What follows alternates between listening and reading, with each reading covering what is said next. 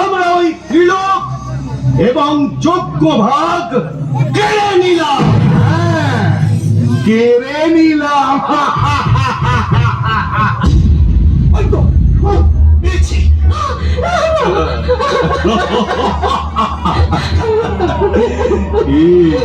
সুন্দরী, মুহূর্তের সুযোগ পেয়ে এত দূর পালিয়ে এসেছো, কি ভেবেছিলে আর খুঁজে পাবো না? এত সোজা আমার হাত থেকে নিস্তার পাওয়া?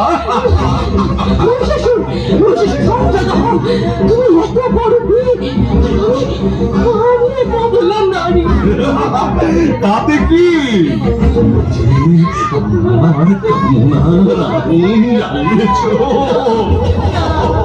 দেবতাদের কোন পাত্রে তুমি তোমাকে লাঞ্ছনা করা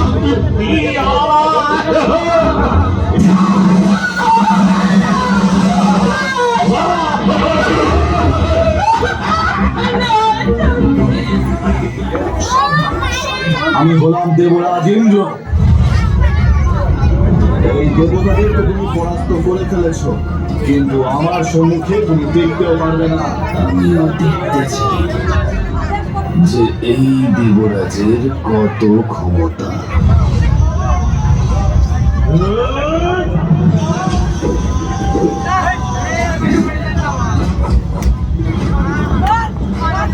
তুই এই অপরাধের দণ্ড অবশ্যই পাবে। আজ আমি তোকে বিনাশ করে দেব।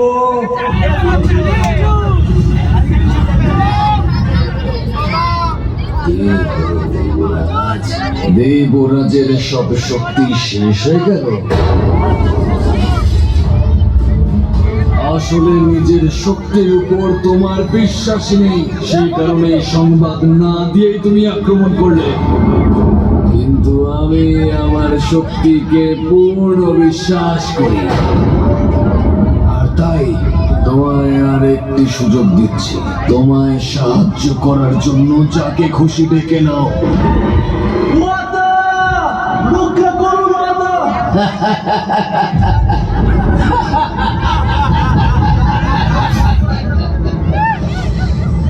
দেবরাজ নিজের রক্ষার জন্য নিজের মাতাকে ডাকছে।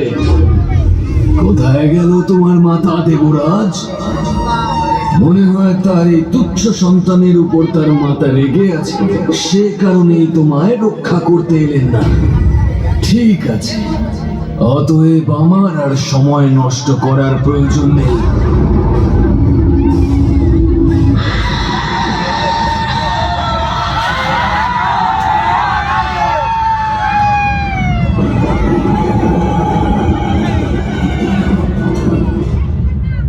জানতাম কোনো না কোনো সময় তুমি যুদ্ধভূমিতে অবশ্যই আসবে।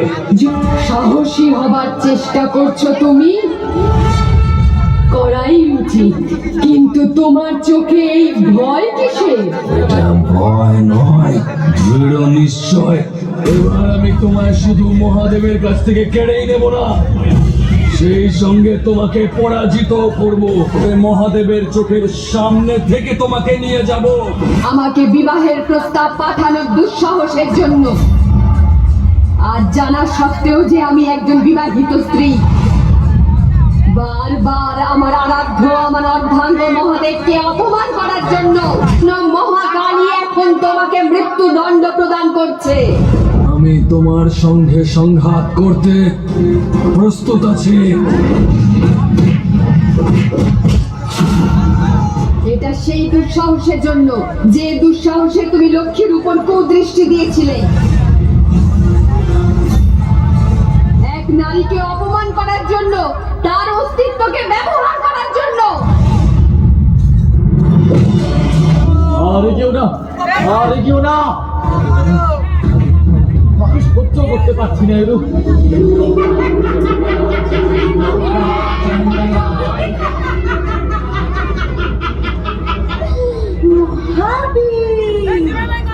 ব্রহ্মবরের পুলিয়ান কোথায় কোন কোথায় তোর মৃত্যু ভয়হীন বুক ভরা